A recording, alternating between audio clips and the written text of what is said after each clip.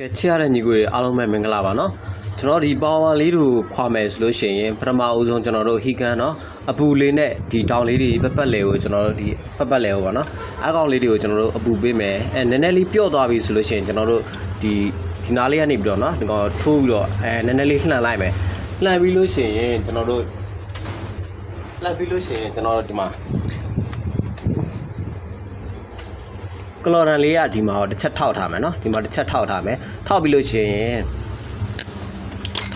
င်ကျွန်တော်တို့ကဒီကြားထဲမှာနော်ဒီဂျိတ်လေးနော်ဂျိတ်လေးကြားထဲမှာသူကအပေါက်လေးရှိရည်တိလားတွေ့လားအပေါက်လေးကိုကျွန်တော်တို့ကဒီလိုအချွန်အပြားလေးနဲ့ပေါ့နော်ဟုတ်လားအရင်ချွန်တိုင်းနဲ့လည်းမလုံးနဲ့ဗဒီကိုပေါက်သွားဗဒီပေါက်သွားလို့ရှိရင်သူကနည်း short ဖြစ်သွားနိုင်တယ်နော်ဒီလိုနေရာလေးကိုနော်အဲ့လိုအပေါက်လေးနေရာကိုဒီလိုလေးထိုးကလော်ပေးလိုက်လို့ရှိရင်သူကဒီအကောင့်တိုင်းပြန်ရတာပေါ့နော်ဟိုကအမှန်တကယ်ကတချို့ကကျွန်တော်ရင်တော့ကကျွန်တော်လည်းမသိခင်ကပေါ့နော်ဒီဂျိတ်လေးတွေကိုကျွန်တော်သွားပြီးတော့ထိုးကလော်တာအဲ့တော့ဘာဖြစ်လဲဆိုတော့ကျွန်တော်တစ်ချက်ပြမယ်နော်အဲ့လိုဒီလိုတောင်လေးကနေကျွန်တော်တို့ထိုးကလော်လိုက်တော့ဒီဂျိတ်လေးတွေကပွင့်ထွက်ပြီးတော့ကျိုးသွားတာဗျတိလားကျိုးသွားတော့အမှန်တကယ်ပြန်အုပ်တဲ့အချိန်ကျတော့ကျွန်တော်တို့ကအဲ့ကောင်ကဖြစ်တယ်မကြတော့ဘူးဆွဲရမရှိတော့ဘူးအဲ့တော့ဘာလို့ရလဲဆိုတော့ကျွန်တော်တို့ကော်တွေကရတယ်ဒီကွင်းနေနဲ့စီးရတာပေါ့နော်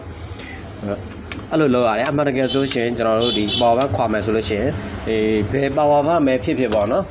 ဘလို့မျိုးစားပဲဖြစ်ကျွန်တော်တို့အခုဒီကောင်ခွာမယ်ဆိုလို့ရှိရင်လည်းဒီလိုတောင်လေးကနေပြီးတော့ထိုးခွာလိုက်ခွာပြီးလို့ရှိရင်ဒီမှာအပေါက်လေးရှိရပါနော်အပေါက်လေးရှိတယ်အဲ့လိုအပေါက်လေးနေရာကိုကျွန်တော်တို့ဒီအလေးနဲ့ပေါ့နော်အဲ့လိုမျိုးအချွန်အလေးနဲ့လို့ထိုးခွာလိုက်ရပါနော်အဲ့ဆိုရပြီနော်